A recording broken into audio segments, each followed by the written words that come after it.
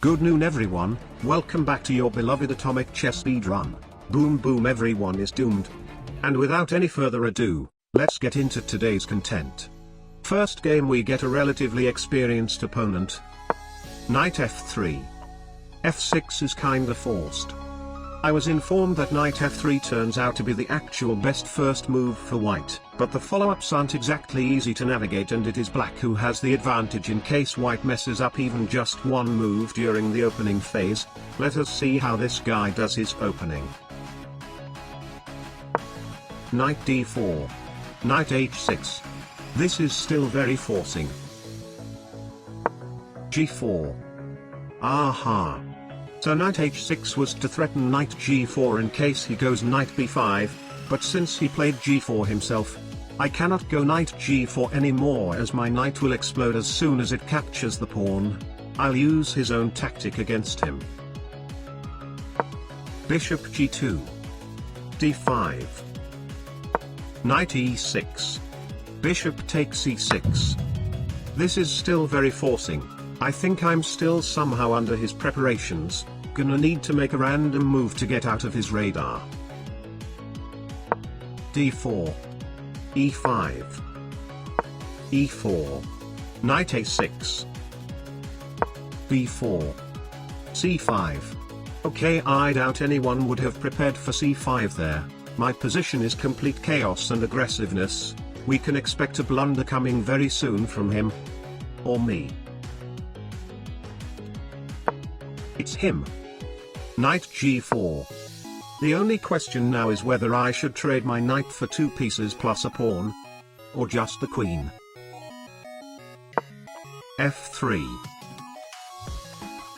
I'll go for the queen. Queen d2. Knight d3 check. I already regret this though.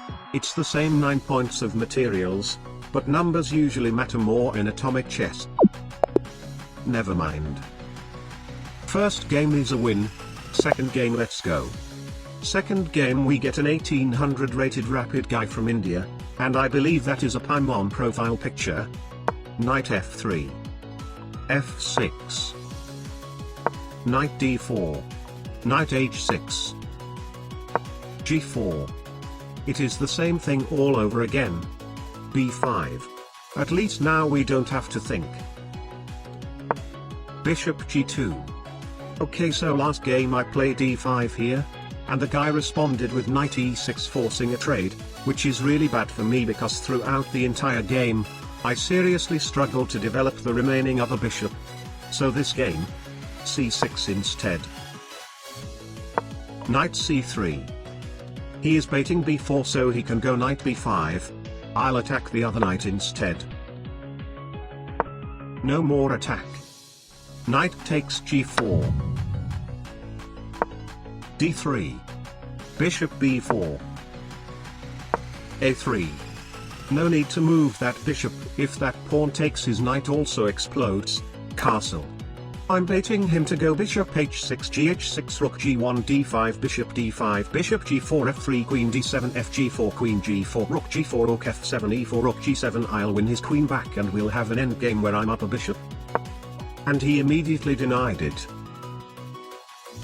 e4. Kaboom.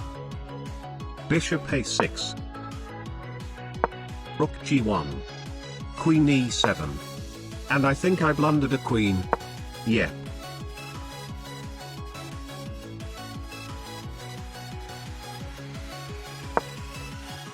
Okay, it's fine.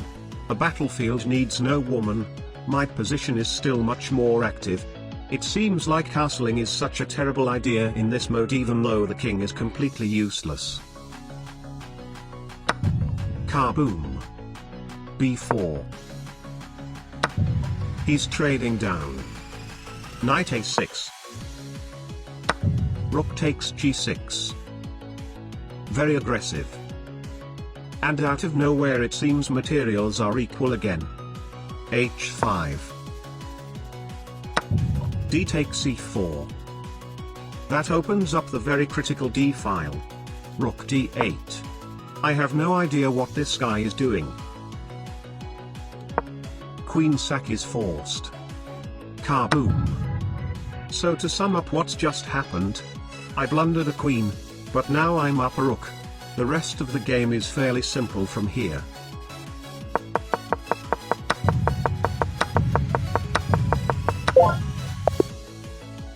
It's like they changed player mid-game. But anyway, we have officially crossed the 1800 rated checkpoint. Let us see how much more difficult this rating area can be. First game ever with the white pieces, knight f3. Normally I play d4 first, but since I was informed knight f3 is best, I mean why not try it out? And my opponent immediately blundered the king.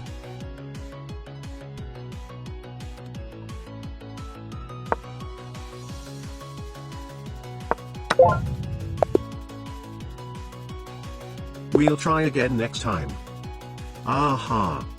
Another opponent that is higher rated than me, and it seems this guy created this account solely for playing variants, as he has only played a single game of normal chess ever. Heck, the opponent of that exact game is banned for cheating. He actually won a game against a cheater. What kind of cursed account is this? e4. d5. With the ability of winning against a cheater, I don't think I have a lot of chances against this guy. Knight h3. I want to capture that knight. But knight h3 not only threatens knight g5, it also leaves the diagonal open for his queen to get active. Therefore, bishop g4 first. I'll force f3 closing down the diagonal first, and then capture his knight later. f3. Now I can take. Knight a3. D takes c4. Threatening to explode his king. He defends it. His knight is threatening knight b5, but as I have already removed the bishop from a potential c7 explosion, knight b5 isn't posing as much danger as it originally is. e6. Bishop g5. I completely missed that. Okay, so my idea was that if he went knight b5, I would have gone queen h4 check, getting the queen out of the explosion while also counterattacking his king. But bishop g5 is already blocking the queen's way. Even if I move the queen out now, there is still bishop e7 trapping my bishop. King d7 knight b5, my queen is dead. f6 is kinda forced. Knight b5. Queen d5. Knight d6 check. King d8. Okay, it's actually fine. It is either we go back and forth to make a draw by repetition or exchange pieces and I'll play down 2 pawns. Regardless, this is still a good continuation after I messed up real bad like that. Unless he resigns the game. Why? Well, who cares anyway? Atomic chess speedrun today. 400% win rate.